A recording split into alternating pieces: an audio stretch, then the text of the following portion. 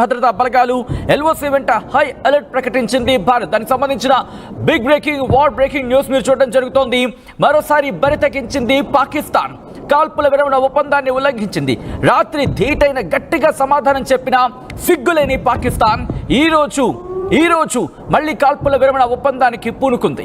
ఇప్పుడు చూసుకుంటే ఉరీ దగ్గర, ఎల్ఓసి దగ్గర, ఉరీ లాంటి ప్రాంతాల్లో మళ్ళీ కాల్పులకు తెగబడింది దాయాది దేశం. ఎక్కడా కూడా కనీసం సిగ్గు లేకుండా ఇటు ప్రపంచ దేశాలను కాళ్ళు పట్టుకుంటోంది. భారత్ నుంచి కాపాడాలంటూ మరోపక్క భారత్ మీద దాడి చేస్తోంది. ఎందుకు కాపాడాలరా నిన్ను? ప్రపంచ దేశాలు ఎందుకు కాపాడాలి నిన్ను? ఉదయమేమో ప్రపంచ దేశాలు కాళ్ళు పట్టుకుంటారు, రాత్రి అయితే ఏ దేశం అయితే దాడి చేస్తుందో ఆ దేశం దాడి చేయకుండా శాంతి అని మాట్లాడుతూ అదే దేశం మీద దాడి చేస్తే నేను ప్రపంచ దేశాలు కాపాడాలా? ఉరీ సెక్టర్లో మళ్ళీ ఈ దిక్కుమాలిన దేశం కాల్పులకు తెగబడింది. పాకిస్తాన్ సైనికులు భారత సైనికుల మీద కాల్పులకు తెగబడుతుంటే భారత్ ధీటైన జవాబు చెబుతోంది. మా ప్రతినిధి మధు అప్డేట్స్ అందించేందుకు సిద్ధంగా ఉన్నారు. మధు దగ్గరికి వెళ్ళే ప్రయత్నం చేస్తున్నాను. మధు, ప్రస్తుతం ఉరీ దగ్గర ఎటువంటి పరిస్థితులు ఉన్నాయి? ఎగ్జాక్ట్లీ, నిజంగా పాకిస్తాన్ కవ్వింపు చర్యలకు పాల్పడుతూనే ఉంది. మొదటి నుంచి కూడా ఇదే వైఖరి అవలంబిస్తా ఉంది. మళ్ళీ ఉరీ దగ్గర అటాక్ ప్రారంభించింది. కాల్పుల సంబంధించినటువంటి విరమణ ఒప్పందాన్ని ఉల్లంఘించి కామన్ మ్యాన్స్, సివిలియన్స్ ఎవరైతే ఉన్నారో వారిపైన దాడులకు పాక్ తెగబడతా ఉంది. గతంలోనే మొన్న చూసాం మనం, ఆల్రెడీ పూంచ్ సెక్టార్ వద్ద ఆల్రెడీ సివిలియన్స్ పైన అటాక్ చేసి దాదాపు 10 మందికి పైగా, దాదాపు 14 మందికి పైగా చనిపోయినటువంటి పరిస్థితి. మోటార్ షెల్స్, బుల్లెట్స్, షెల్స్ తగిలి మోటార్ సంబంధించినటువంటి ఇవన్నీ కూడా పడి వాళ్ళపైన అటాక్ చేసింది. ఏమీ పాలుపోలేనటువంటి స్టేజ్ లో పాకిస్తాన్ ఉంది. అంటే భారత్ చేస్తున్న దాడిని, ఒక్క దాడిని కూడా వాళ్ళు పసిగట్టలేకపోతున్నారు, కనీసం నిర్వహించలేకపోతా ఉన్నారు. పైగా ఉగ్రవాదులకు షెల్టర్ ఇస్తూ, ఉగ్రవాదులను సేఫెస్ట్ ప్రాంతాలకు తరలిస్తూ స్టేట్మెంట్ చేస్తా ఉన్నారు. ఇంకా సిగ్గు లేకుండా ఈ రోజు పార్లమెంట్ లో పాకిస్తాన్ కి సంబంధించినటువంటి ఒక మంత్రి స్టేట్మెంట్ చేశారు. ప్రయత్నం చేయండి. హెవింగ్ షెల్లింగ్ జరుగుతోంది. మరి ముఖ్యంగా మందు పాత్రలు కూడా ఉపయోగించే అవకాశం ఉంది అనే చర్చ జరుగుతోంది. ఈ నేపథ్యంలో ఉరీలో భారత్ భద్రతా బలగాలు దాడుల్ని తీవ్రతరం చేశాయి. ఇటు పాకిస్తాన్ చేస్తున్న దాడుల్ని బలంగా తిప్పికొడుతున్నాయి. ఇప్పుడు ప్రెసెంట్ జమ్మూలో ఉన్న ప్రజలు బంకర్లోకి మళ్ళీ వెళ్ళిపోతున్నారు. దాంతోపాటు కశ్మీర్ కావచ్చు, జమ్మూ కావచ్చు, ఆ ప్రాంతం బెల్ట్ అంతా మళ్ళీ ఇప్పుడు సైరన్ల మోత మోగుతోంది. నిన్న రాత్రి ఇదే సందర్భంలో ఇదే టైం ఎగ్జాక్ట్ గా 7:30-8 ఆ ప్రాంతంలోని ఈ దిక్కుమాలిన దేశం మళ్ళీ దాడికి దిగింది. ఆ తర్వాత భారత్ ధీటైన జవాబు ఇచ్చిన తర్వాత నోరు మూసుకొని ఏకంగా పాకిస్తాన్ ప్రధాని ఏకంగా మీరు చూడొచ్చు బంకర్లోకి వెళ్ళిపోయాడు. కానీ ఇప్పుడు ఆ దాయాది దేశం మళ్ళీ బరితెగించింది, మళ్ళీ కాల్పులకు దిగింది, మళ్ళీ కాల్పుల ఉల్లంఘనకు పాల్పడింది.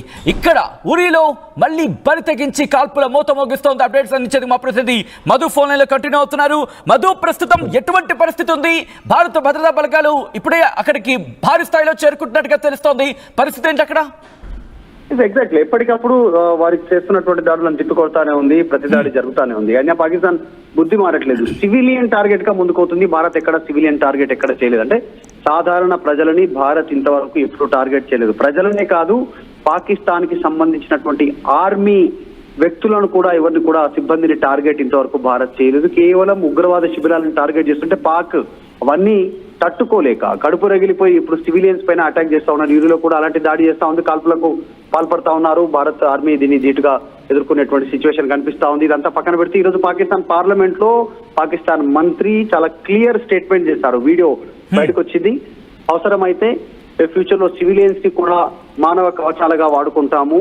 ఆల్రెడీ పాకిస్తాన్ లో ఉన్నటువంటి మదర్సాలలో అమాయక చిన్నారులకు ఏదైతే ఉగ్రవాద పాఠాలు నేర్పారో, గన్నులు ఇచ్చి ట్రైనింగ్ ఇచ్చారో, వాళ్ళని కూడా కవచాలుగా వాడుకుంటాము వాళ్ళను అనేటువంటి స్టేట్మెంట్ చేశారంటే ఎంత నీచానికి పాకిస్తాన్ దిగబడుతుంది అనేటువంటిది క్లారిటీ వస్తా ఉంది. ఇందులో భాగంగానే కనిపిస్తా ఉంది. ఉగ్రవాదం పైన భారత్ పోరాటం చేస్తా ఉంటే భారత పౌరుల పైన పాకిస్తాన్ అటాక్ చేస్తా ఉన్నటువంటి సిచ్యువేషన్ బుద్ధి మారట్లేదు. దీనికి సరైన తీటుగా భారత్ జవాబిస్తూ ముందుకు పోతానే ఉంది. ఇప్పటికే 500కు పైగా. నిన్న రాత్రి మనం ఇచ్చిన సమాధానం ఇంకా సరిపోలేదు అనుకుంటా, ఇంకా డోసు పెంచాలేమో ఈ దిక్కుమాలిన దేశానికి. ఎగ్జాక్ట్లీ, నిన్న ఆల్రెడీ 500కు పైగా డ్రోన్లను డిస్మాంటిల్ చేశారు. వాళ్ళు టార్గెట్ చేసి కూల్చారు.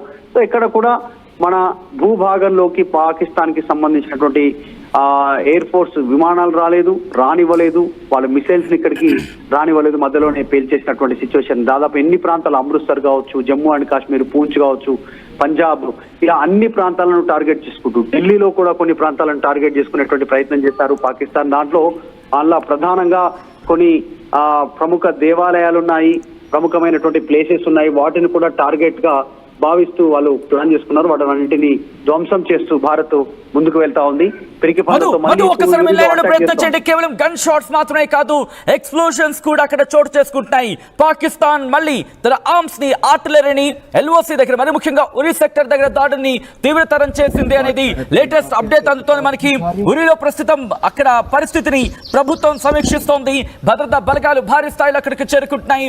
ఈ రోజు రాత్రి గగనతలం చూసాం, ఈ రోజు భూతలంలో యుద్ధం జరగబోతోందా? పాకిస్తాన్ భూభాగాన్ని భారత్ లాగేక తప్పదా?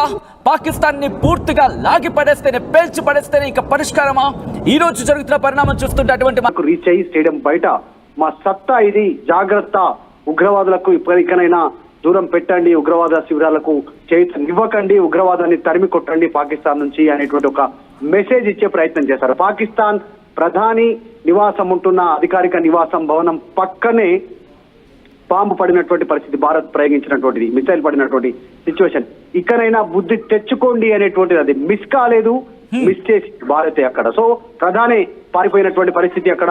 ఆర్మీకి సంబంధించినటువంటి మునీర్ చీఫే, వాడే ఎక్కడున్నాడో తెలియదు ప్రస్తుతం. మొదటి నుంచి దాడి ప్రారంభమైనప్పటి నుంచి ఇంతవరకు ఎక్కడున్నాడో ఆచూకీ లేదు.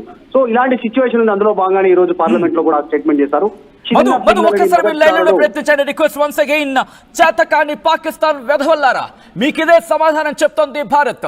మరీ ముఖ్యంగా మీ చేతకానితనం ఇక్కడ క్లియర్ కట్ గా కనిపిస్తోంది. సాధారణ పౌరుల మీద కాదురా, నిజంగా మీకు చావుంటే, మీకు దమ్ముంటే, మీకు ధైర్యం ఉంటే, మీకు సత్తు ఉంటే, మీకు తెగు ఉంటే భారత భద్రతా బలగాలతో తెగించి పోరాడండి. చేతకాని వాళ్ళ మూసుకొని వెళ్ళిపోవడం కాదు.